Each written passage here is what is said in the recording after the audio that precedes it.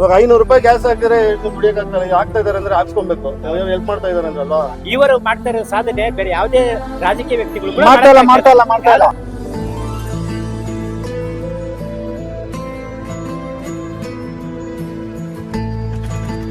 Gas ಸರ್ಕಾರದವ್ರಿಗೂ ಕಣ್ ಕಾಣಿಸ್ತಾ ಇಲ್ಲ. ಅದ್ರಲ್ಲೂ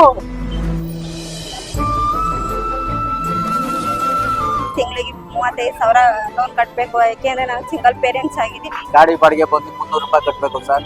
500 ರೂಪಾಯಿ ದೊಡ್ಡ 5 ಲಕ್ಷ ಇದ್ದಂಗೆ ಸರ್. ಕೇಳಿದೆ ಈ ತರ ನಮ್ಮ ಮಿಸಸ್ಗೆ ಪ್ರಾಬ್ಲಮ್ ಐತೆ, ನೀವು ತಗೊಂಡ್ಬರ್ಬೇಕು, ಗ್ಯಾಸ್ ಬೇಕು ನಂಗೆ, ಗ್ಯಾಸ್ ಇಲ್ಲ ಅಂತ ಬಂದ್ರು ಅವರು ತಕ್ಷಣ ಹಾಕೊಟ್ರು ಸರ್. ನಾವು ಯಾವಾಗಿದ್ರು ಅವ್ರ ಪಾಲನೆ ನಿಂತ್ಕೋಬೇಕು ಸರ್. ಅವ್ರ ಋಣ ನಮ್ಮ ಮೇಲೈತಿ. ಇವಾಗ ಸಪೋರ್ಟ್ ಮಾಡ್ಬೇಕು ಸರ್, ಅವ್ರಿಗೆ ಮಾಡ್ಲೇಬೇಕು. ಈ 500 ರೂಪಾಯಿನಲ್ಲಿ ನಾನು ಕರೆಕ್ಟ್ ಆಗಿ ದುಡಿದ್ರೆ ಒಂದು 15 ದಿವಸಕ್ಕೆ ನನ್ನ ಮನೆಗೆ ಆಗುವಷ್ಟು ರೇಷನ್ ನಾನು ತಗೊಂಡು. ಇವಾಗ ನಮ್ಮ ಮನೆಯವ್ರಿಗೆ ಹುಷಾರಿಲ್ಲ. ಇವಾಗ ಒಂದ್ ಕಡೆ ಅವ್ರಿಗೆ ಹಾಸ್ಪಿಟ್ಲ್ ತೋರ್ಸಕ್ಕೂ ತುಂಬಾ ಕಷ್ಟ ಆಗ್ತಾ ಇದೆ.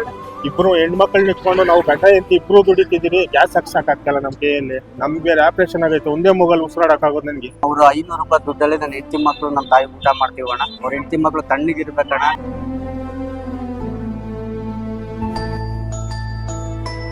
ಇವ್ರನ್ನ ಪ್ರತಿಯೊಬ್ಬ ಆಟೋ ಡ್ರೈವರು ಸಾಯೋರಿಗೆ ನೆನಬೇಕು. ಇವರೇ ನಮ್ಮ ಪಾಲನೆ ದೇವರು ಅಂತ ನಾವು ತಿಳ್ಕೋಬೇಕು ಸರ್. ಇಂಥ ವ್ಯಕ್ತಿಗಳಿಗೆ ದೇವರು ನಮಗೂ ಒಂದು ಆಯಸ್ಸು ಕೊಡ್ಲಿ ಸರ್.